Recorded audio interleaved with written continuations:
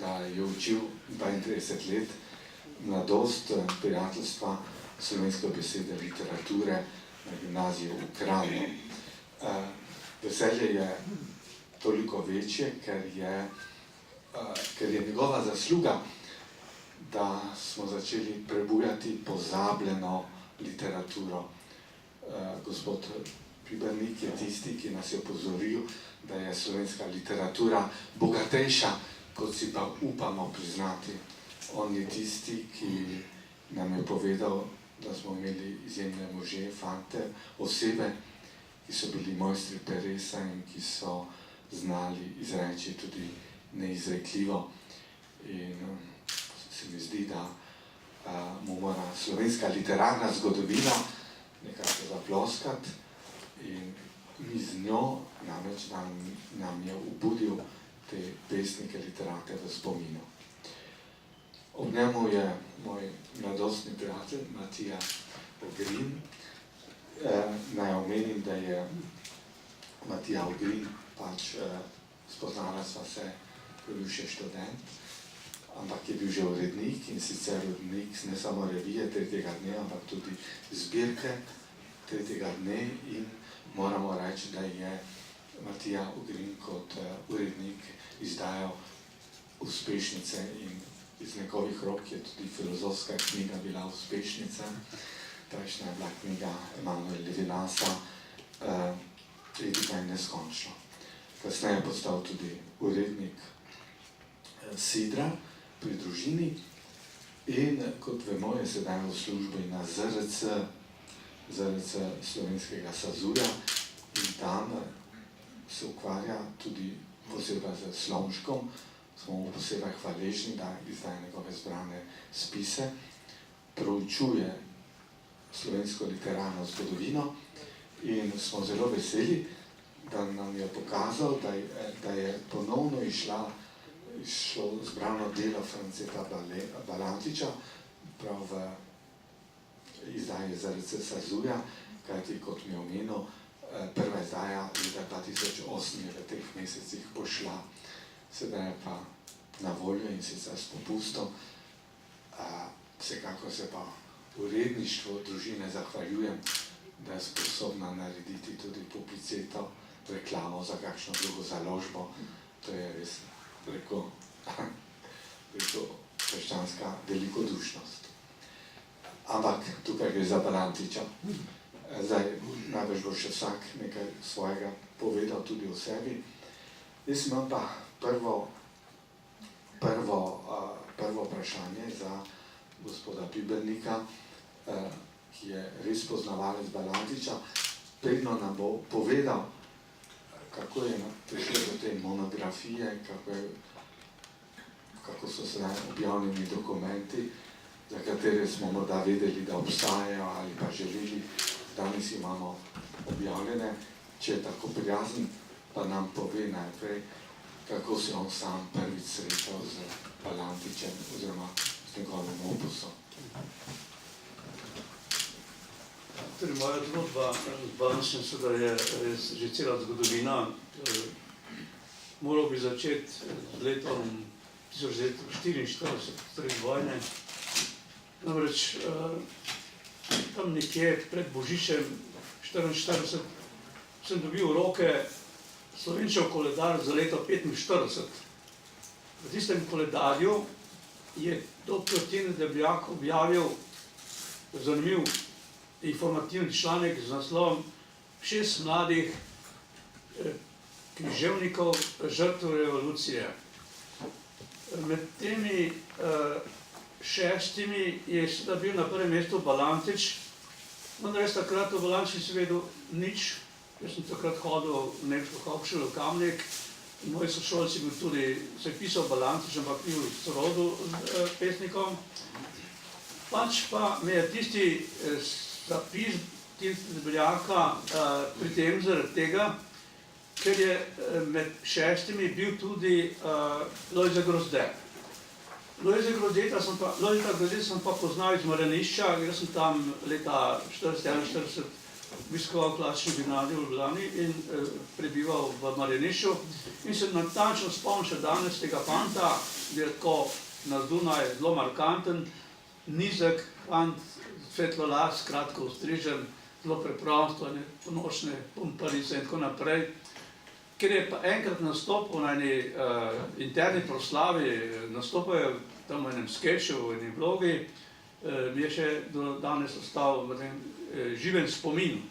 No in ravno zaradi tega Grozdeta sem nas postal pozoren tudi na ostale avtorje in to je bilo moje prvo srečanje z imenom Balantič. Tam je bila objavljena njegova fotografija, kratek življenjepis in pa pesem Žalostinka. No, potem pa seveda je prišel konec vojne, jaz sem potem po nekih naključjih se usmeril v Krajini, sem tam tudi obiskoval gimnazijo. V drugem letniku, to je bilo v jeseni leta 1946, mi je pa en moj sošolc, Janez Ahačič, ki je žal letos umrl, mi je posodil Balančevo zbirko v ognju groze Klapolam. Njegov stric je bil namreč v tej Kremžarjevi literarni skupini in sodeloval v tistih Kremžarjevih zbornikih, je Kremžar izdal že v času, ko je bil še na klasični gimnaziji. Po maturi mi je ta moj sošolc tega Balanča prodal. Bil je trgovčev sin in tako je pač to.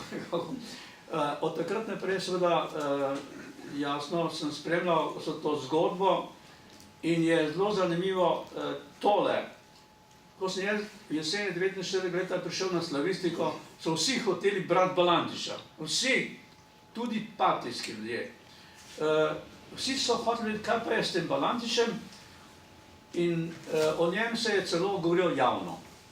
Leta 50, mislim, pa mogoče eno leto poprej, so bili v Ljubljani sobojno zborovanje mladih književnikov. Na tistem zborovanju sta bila tudi njegova dva sošolca, to je pesnik Jože Udovič, Jože Šmit in pa tudi France Kosmač, partizanski pesnik. Tako da so takrat odkrito začeli tam debatirati o njem. Seveda bili so glasovi za in proti, ampak Jože Šmit se je tam zavzel Balantiča, ker je Mišo Krancem rekel, da je Balantič slab pesnik. Je rekel, to pa ne. Balantič je bil dober pesnik, vendar je rekel seveda, on je živel v svojem času in njegova poezija je pač kompetentna, bi rekel, za tisti čas. In še ena stvar je zanimiva, zaradi Balantiča desetletja ni noben, bi rekel, nič trpel, nikogar niso za Balantiča zaprli. Problem Balantiča se je začel kasneje. In sicer leta 1958 je profesor Anton Slodnak v Berlinu izdal literarno zgodovino z naslovom Geschichte der slovenske literatur in tam objavil seveda tudi Balantiča. Jaz torej mislim, domnevam, da je ta knjiga vzbudila, rekel, v političnih vrhovih ideologije strašen odpor, ker je Slodnak, rekel, internacionaliziral Balantiča. Oni tega izida niso mogli preprečiti, so pa seveda potem kaznovali Slodnaka in je moral zapustiti univerzo, predčasno pokoj in tako naprej.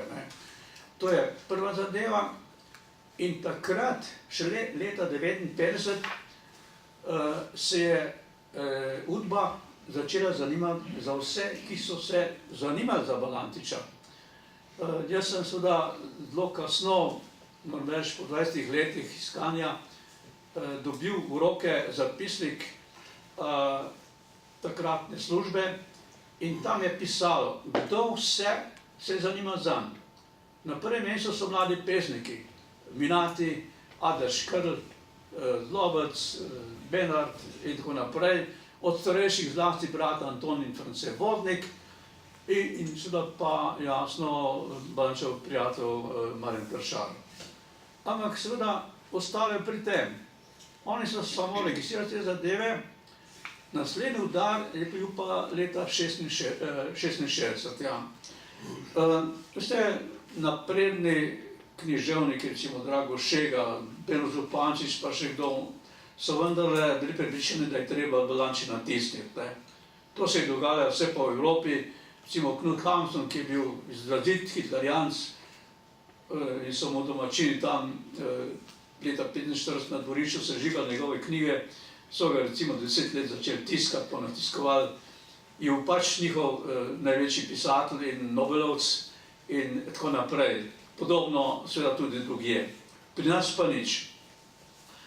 Ampak na pobudo Drago Šega je potem vendarle Mitja Majakorjev njegove pesmi, to je taki zbor, napisal en zelo spodoben uvodnik za tiste čase, ampak treba je vedeti tole, da je Mitja Majak smel to napraviti in da je državna založba vzela na tisto ta njegov izbor, je seveda moral dovoljenje dati najvišji politični vrh, se pravi predsednik izvršnega sveta Stane Kavčič.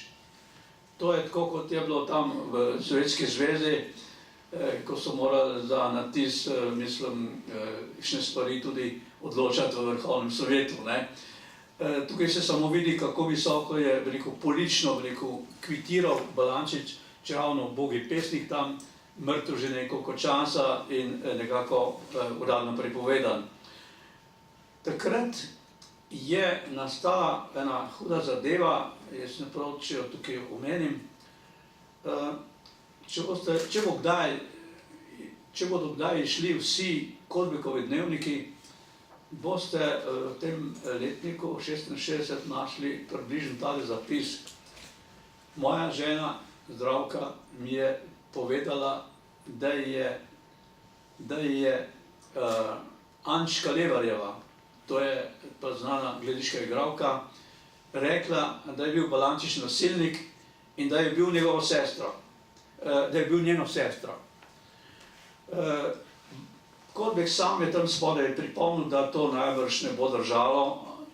Seveda, jaz, ko sem to prebral, seveda sem takoj šel v akcijo in pregledal teren in gotovo naslednje. Ančka je doma iz Grahovga. Njen oče padel v prvi vojni, se mama še enkrat poročila pod priimkom Gornik, imela je sina in hčero. Zdaj, kaj je bilo pa s to smrtjo te hčerke Amalije, gre pa za naslednje. Ugotovil sem, da so te Amalijo Gornik res ubili domobranci. Ampak to je bilo šele tam nekje poleti ali kdaj leta 1944, ko je bil Balančič že pol leta v grobu. Zdaj, da ta zadeva ni mogla držati. Takrat je služba državne varnosti, torej ta najvišji policijski organ, poslal v Grahovo na Notranjsko svoje ljudi, oni so tam vse prečesali pri svojih ljudeh, ampak v poročilu, ki je podpisal Silvo Gorenc, to je ta, ki ga daj simpatijo omenjajo, je seveda tam lepo priznal in napisal, niso našli nobene stvari, niso niti ene zadeve, ki bi pesnika obremenjevala, ampak kaj se je zgodilo, zbirka vsekakor ni mogla iziti in je pač romala v Vevče. V Vevče pač vstope, ohranil se je samo mogoče 10 ali 11 izvodov, kot mi je enkrat rekel Kaj Tankovič, ki je takrat urednik. Zdaj, mogoče je še kakšna stvar okrog tega, ampak Balančič je moral čakati 18 let, da je potem tisti ponatis vendarle končno prišel leta 1984 leta. Ko približno ta štorija. Ja, hvala lepa za takšno izčrpen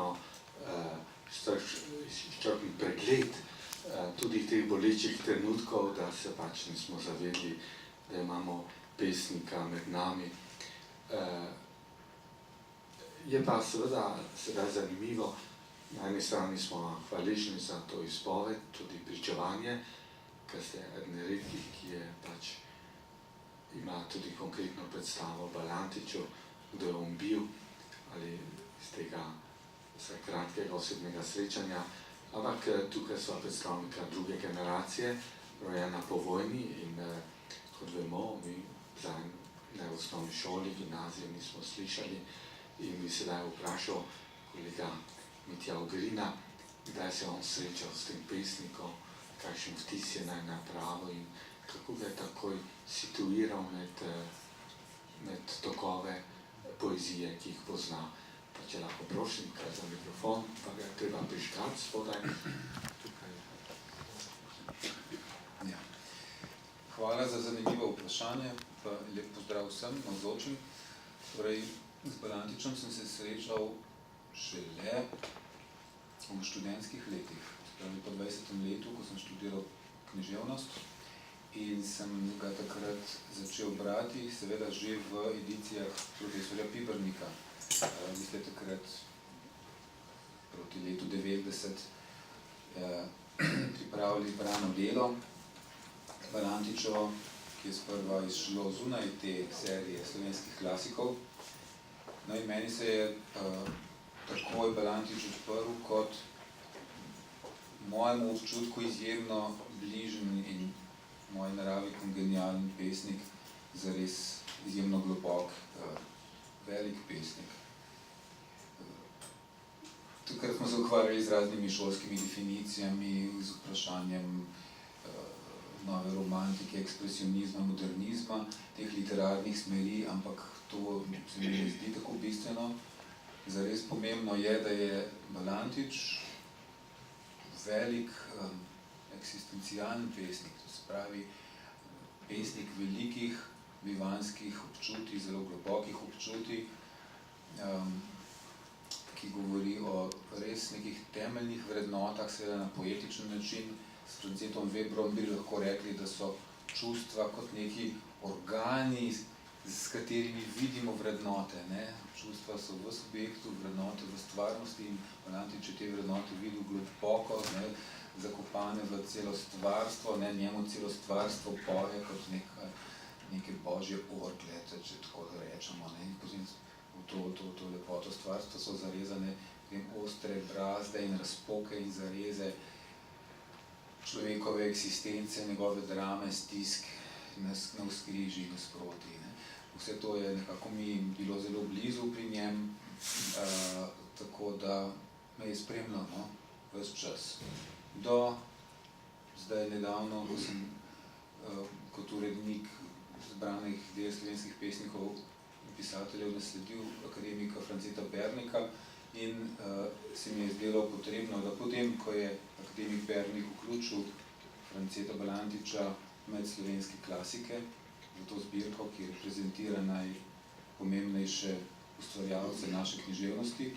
In potem, ko je bila tista prva edicija v par mesecih razprodana, sva se s profesorjem Pibernikom potem domenila, da pripravi dopolnjeno izdajo in ta je zdaj pravkar izšla, zato res zahvala založbi Družina, ki je knjigo dejansko prevzela več kot samo zraven na to mizo, ampak prav zares v prodajo in sodeluje pri prodaji te knjige. In menim, da obe ti knjigi, biografija in zbrano delo Balantičevo, spadata skupaj, ne? Eno na drugo meče bistveno velike. Ja, hvala lepa, dragi kolega Matija. Mislim, da si predstavnik tiste generacije, ki je Balantiča odkrila in kljub temu, da si začel študirati že v času postmodernizma, si s to oceno povedal tudi svoje pričevanje, kako ta poezija tudi življenjsko nagovarja človeka onkraj vseh modnih muh ali tudi modnih literarnih tokov, kaj ti človeka nagovarja eksistencialno. Ja, ampak vseeno, veliko, kako smo veseli, da so ponovno zbrana dela išla, da so dostopna, tudi bomo še potem na koncu bo prilika, ne, da seveda, da se auditorij vključi debato, ampak zdaj imam pač, oprostite, privilegij, da zastavljam vprašanja.